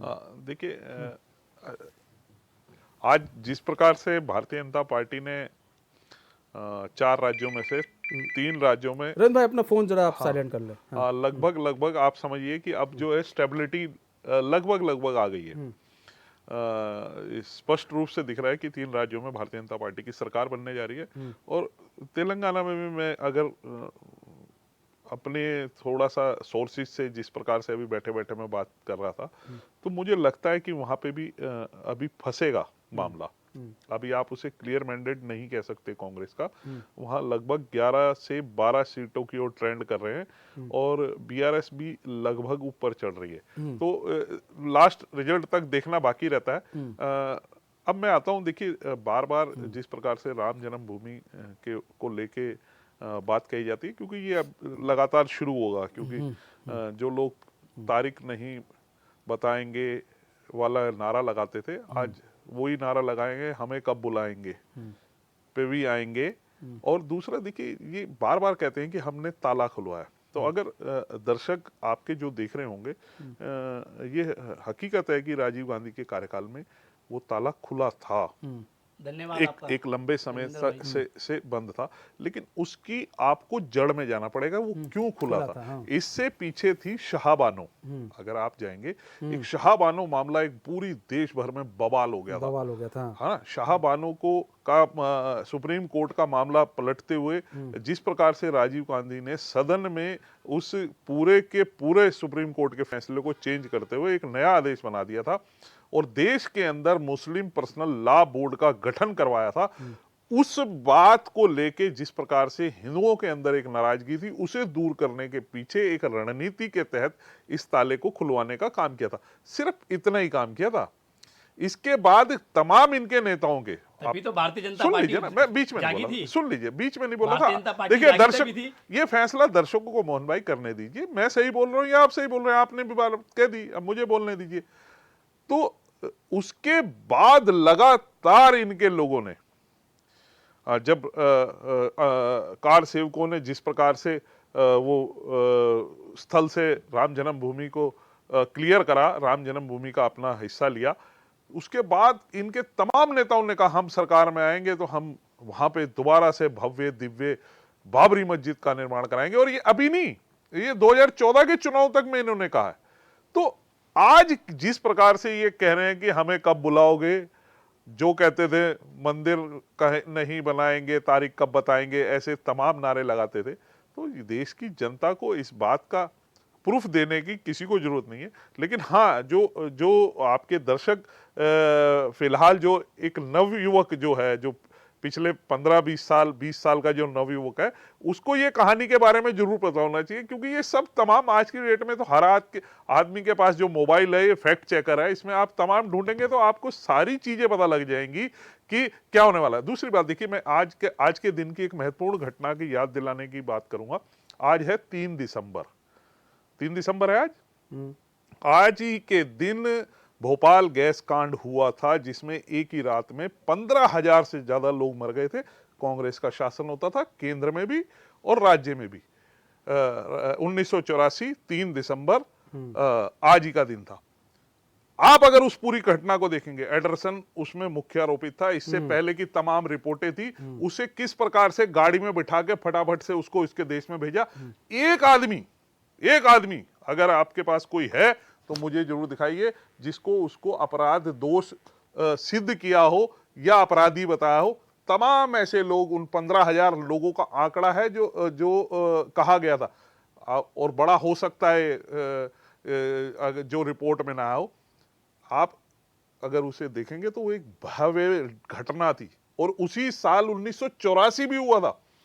आप मुझे एक उदाहरण बता दीजिए उसका दोषी कोई सिद्ध हुआ। 2014 के बाद उसमें तमाम लोगों की जो है, लोगों को उसमें दोष सिद्ध हुआ। उसमें आज इनके एक नेता जेल में भी हैं। तो ये जिस प्रकार से बरगलाने का, भटकाने का, अटकाने का, लटकाने का काम कांग्रेस करती है, तो ये दर्शकों को सिर्फ एक मोटी मोटी जानकारी, अगर मेरी बात में सत्यता नहीं है तो मैं चैनल पर बैठ के आपके माफी मांगूंगा, क्योंकि उन घटनाओं का मैं गवाह हूं। 84 का भी, भोपाल गैस कांड का भी गवाह, और 1984 सिख दंगे का भी गवाह, जहां कहते थे कि बड़ा पेड़ गिरता है तो धमक होती है। तो ये इनके प्रधानमंत्रियों की क्रेडिबिलिटी होती थी कि बड़ा पेड़ गिरेगा तो भैया धमक होगी, हम तो ऐसा ही करेंगे। आज समय बदल गया है, जनता ने स्वीकार कर लिया है कि विकास की बात कौन करेगा, वादे पूरे कौन करेगा। उसका नतीजा है कि मध्य प्रदेश में हम 7वीं बार जो है सरकार बनाने जा रहे हैं, वो भी प्रचंड बहुमत के साथ। और इनकी दी हुई झूठी गारंटी, झूठे वादों को जनता ने बिल्कुल सिरे से खारिज कर दिया है कि नहीं भैया, तुम्हारे बस का नहीं है, तुम नहीं पूरा कर सकते। जो राजस्थान में, छत्तीसगढ़ में आपने जो पहले से वादे किए हुए थे, वो तो आज तक पूरे नहीं हुए, आप नए वादे क्या करेंगे। और तमाम उसका रिजल्ट है कि आज जिस प्रकार से जनता का आशीर्वाद हमारे को एक बार फिर प्राप्त हुआ है, और ये मुझे लगता है कि 2024 में भी ये आशीर्वाद ऐसे ही बना रहेगा। अब इनको मेरी एक छोटी सी, मेरे तो बड़ा छोटा सा कार्यकर्ता हूँ, बड़ा छोटा सा एक स्थानीय स्तर का उत्तराखंड जैसे राज्य के, छोटे से राज्य का एक मैं कार्यकर्ता हूँ भारतीय जनता पार्टी का। लेकिन एक सजेशन मैं जरूर दे सकता हूँ कि कांग्रेस जो है, मुल्क की पार्टी से अब मोहल्ले की पार्टी धीरे धीरे होती जा रही है, सिमटती जा रही है। इसको अपने अंदर झांकना होगा, अपने नेताओं। राजेंद्र बिष्ट जी, देखिए यहाँ पर जब बात हो रही है, अब राम की बात हो रही है, तो अब यहाँ पर 2024 का लोकसभा चुनाव भी अब नजदीक है। अब ऐसे में यहाँ पर तो अभी 4 राज्यों में आ रहे हैं, रुझान धीरे धीरे आ रहे हैं। अपने दर्शकों को भी बता दें, मध्य प्रदेश में जो है बीजेपी 163 पर आगे चल रही है, कांग्रेस 64 पर और अन्य 3 पर। राजस्थान पर बीजेपी 111 पर आगे है, 72 पर कांग्रेस आगे है, 16 पर अन्य आगे हैं। तेलंगाना पे बीआरएस 41 पर आगे है, बीजेपी 9, कांग्रेस 64, एआईएमआईएम जो है 4 सीटों पर, अन्य 1 पा रही है। छत्तीसगढ़ में बीजेपी 53, कांग्रेस 34 और अन्य 3 है, आगे चल रही है। तो अब आ जाते हैं सवालों पर कि देखिए राजेंद्र भाई, यहाँ पर अब जब बात आ जाती है राम की, तो एक भव्य आयोजन जो है वो जनवरी में होने वाला है। 40 दिन का कार्यक्रम चलेगा ये, और ये जो 40 दिन का कार्यक्रम ये पूरे गठबंधन को, इंडी गठबंधन को पूरा ये बैकफुट पर लाकर खड़ा कर देगा। देखिए मनीष भाई, अगर हम बात कर रहे हैं इस समय इन जो रुझान आ रहे हैं, इसमें बहुत सारी चीजें पिकुलर है। बीजेपी को जो वोट परसेंटेज बढ़ा है, या एंटी इनकम्बेंसी को भी हरा कर बीजेपी फिर वहां जीती है। कुछ जगह अगर आप ये देखें कि कांग्रेस की जितनी सीटें माइनस हुई हैं, बीजेपी ने उससे ज्यादा सीटें लाई हैं। हाँ। लाई हैं। आप ये देखिए ना, सबसे बड़ा देखिए ना, आप देखिए मध्य प्रदेश में कांग्रेस 52 सीटें नेगेटिव हैं, बीजेपी करीबन 55-56 सीटें प्लस में। छत्तीसगढ़ में 34 सीटें कांग्रेस माइनस में है, बीजेपी 38 सीटें प्लस में। जहां की अगर आप राजस्थान में देखें, कांग्रेस 27 सीटों पे पीछे चल रही है और बीजेपी करीबन 38 सीटों पे आगे चल रही है। आप अगर इसका परिदृश्य देखिए, इसका एनालाइज करें, जब वोट परसेंटेज कल या परसों में जब आएंगे और अतिरिक्त आंकड़े सारे आएंगे, तो ये क्लियर कट बात है कि जो ये हिंदी बेल्ट है, इस पे बीजेपी ने अपना वर्चस्व कायम रखा है। और बीजेपी को पता है कि 2024 में जब लोकसभा के चुनाव होंगे, तो जो साउथ है, साउथ इनका बहुत मजबूत किला नहीं है, और उसके ये जो नॉर्थ है, जो मतलब उत्तर वाला जो इलाका है, इसमें जो है करीबन 70% जो है सीटें हैं लोकसभा की, उसमें अगर इनको जो है अच्छी खासी बढ़त मिलती है, जिसके रुझान आने हुए हैं, तो नेचुरली बीजेपी चाहेगी कि जो ये राम मंदिर वाला जो इतना बड़ा मुद्दा है, इसका इम्पैक्ट आए, और उसी की एक समझ लो आप, उसकी ही एक तरह से उसको एक तरह से प्रोग्रामिंग इस तरह से करी है कि अगर मार्च में अप्रैल में चुनाव होते हैं तो लोगों को वो बात याद रहे और ये सारा कुछ जो है बीजेपी के फेवर में जाए। तो ये बातें बहुत क्लियर है, इस बात में कोई लाग लपेट नहीं है, कुछ नहीं है। ये बात बहुत क्लियर है कि आने वाले समय पर बीजेपी हर चीज को कैलकुलेटिव होकर चल रही है कि किस तरह 2024 में बीजेपी एक बार फिर अपना परचम लहराए। तो ये बहुत इंपॉर्टेंट है। ठीक है मोहन काला जी, देखिए ये हम इस चुनाव को सेमीफाइनल के रूप में नहीं देख सकते हैं, क्योंकि ये अब भाई विधानसभा का चुनाव था, मुद्दे अलग होते हैं, लोकसभा में स्थानीय और राष्ट्र के मुद्दे होते हैं। लेकिन फिर तब भी ये जो चुनाव है काफ़ी कुछ जो है दिशा तय करता है कि कहाँ पर गड़बड़ी हुई है, कहाँ पर कांग्रेस को ये अब समझना पड़ेगा कि कांग्रेस को कहाँ पर अब अपनी मजबूती दिखानी पड़ेगी। जैसे कर्नाटक की बात आप कर रहे हैं, बीजेपी कर्नाटक में हारी, बीजेपी ने उस चीज़ को रिकवर किया, देखिए चुनाव में उसका असर दिखा। बीजेपी को पता चल गया कि उसको जो है जो बूथ स्तर था उसका कमज़ोर था, उसी बूथ स्तर को इन्होंने हर एक लेवल पर मजबूत किया और उसका असर जो है वो आपको अब दिख रहा है सामने। देखिए पहले तो मैं राजेंद्र विज जी राजनीतिक विश्लेषण उनकी बात से पूर्ण तरीके से सहमत हूँ जो उन्होंने कहा है, क्योंकि ये दुनिया जानती है, और ये चाहे भारत का चौथा स्तंभ हो, चाहे देश का आम नागरिक हो, वो सब जानते हैं कि सिर्फ मंदिर और मस्जिद की राजनीति पर भारतीय जनता पार्टी जो है चुनाव लड़ने का काम करती है।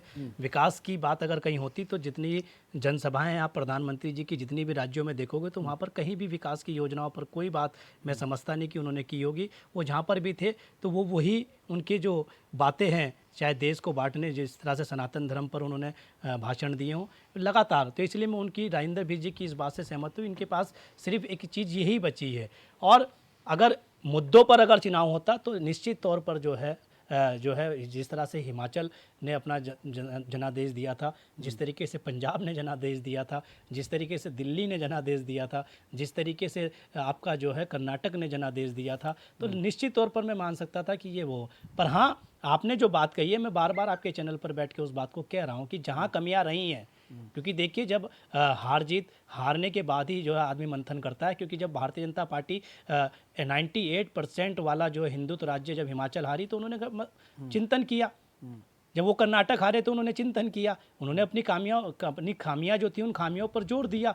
तो कांग्रेस भी जहाँ पर लगातार जो खामियां रही हैं, जो कहीं ना कहीं जो कहीं कमियां रही हैं, उस कमियों पर कांग्रेस भी मंथन करेगी और उस पर जो है काम करने का काम करेगी, ताकि 2024 का चुनाव जो है वो निर्णायक चुनाव हो। ठीक है, आप सभी मेहमानों का बहुत बहुत धन्यवाद हमारे साथ जुड़ने के लिए और अपना बहुमूल्य समय हमें देने के लिए। तो हमारे खास पेशकश बस इतना है, मुझे दीजिए इजाजत। तो खबरों के साथ बने रहने के लिए देखते रहिए एचएन न्यूज़। नमस्कार।